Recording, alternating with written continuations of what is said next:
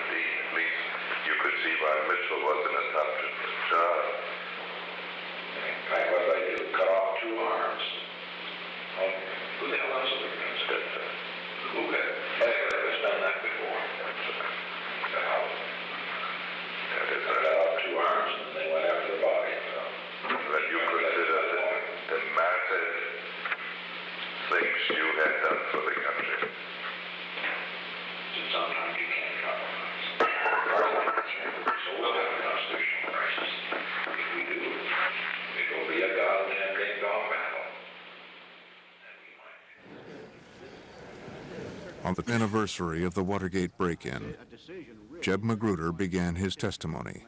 I don't think anybody sat around, at least I didn't, thinking about doing unethical, illegal activities.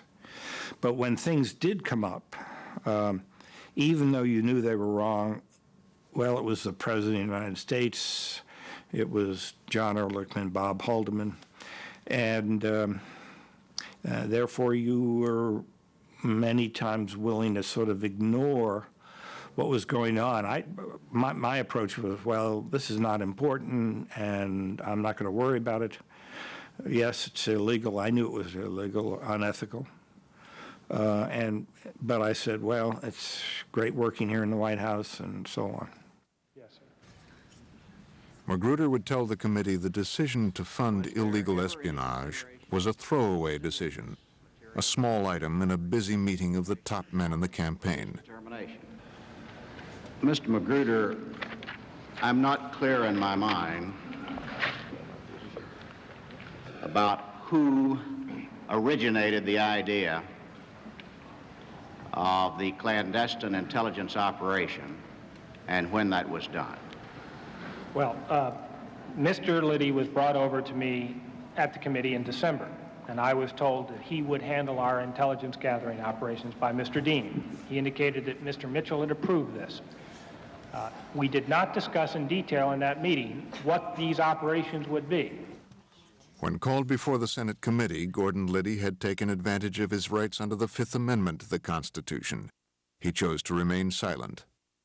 The first I had any indication of what Liddy was doing in the intelligence gathering business over the re-election committee was when Jeb Magruder called me and said, Liddy is going to have his first meeting with John Mitchell, who was still Attorney General and hadn't come over to run the campaign, and he's going to present his intelligence plans to Mitchell. He said, maybe you should go over as well, since you've got the White House responsibility for this stuff.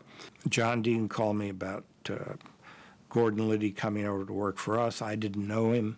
He came over. I found him personally very unpleasant and not somebody I would normally have hired.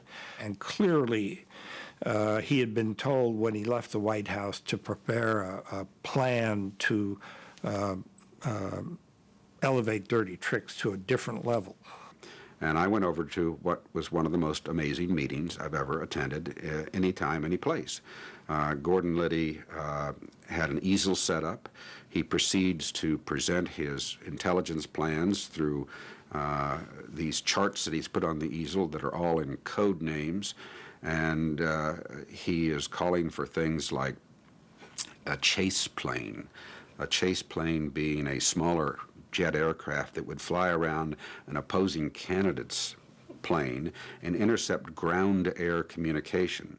Could you give us, to your best recollection, what some of these projects were? There was, of course, the projects including wiretapping, electronic surveillance, and photography. There were projects relating to the abduction of individuals, particularly members of radical groups. We were concerned about the convention in San Diego. Liddy said, well, I've got a solution to that, General, as he referred to Mitchell. He said, I actually have available the services of some highly trained men who are experienced in kidnapping, and they will kidnap the leaders of the anti-war movement, take them below the Mexican border, drug them, and put them out of commission during the time that the convention is being held in San Diego, so they won't be a threat at all. And that they would then be returned to this country at the end of the convention. He had another plan which would have used women as agents to work with members of the Democratic National Committee and at their convention and here in Washington, and hopefully through their efforts they would obtain information from them. He had a plan for gathering intelligence at the Democratic Convention by leasing a houseboat, and it would have two-way mirrors and cameras and sound, and they would lure Democratic Party officials into this houseboat where they would get them in a compromising position while they were extolling some prostitute in the secrets of the Democratic Party. And I'm so dumbfounded by what he's saying. I just said, Gordon, you got to be kidding. This isn't even real. And Liddy snaps at me and he said, he kind of looks away over at Mitchell. He said, General, I want to assure you, these are the finest girls from Baltimore. So I just realized this, this man was on a different wavelength than everybody else.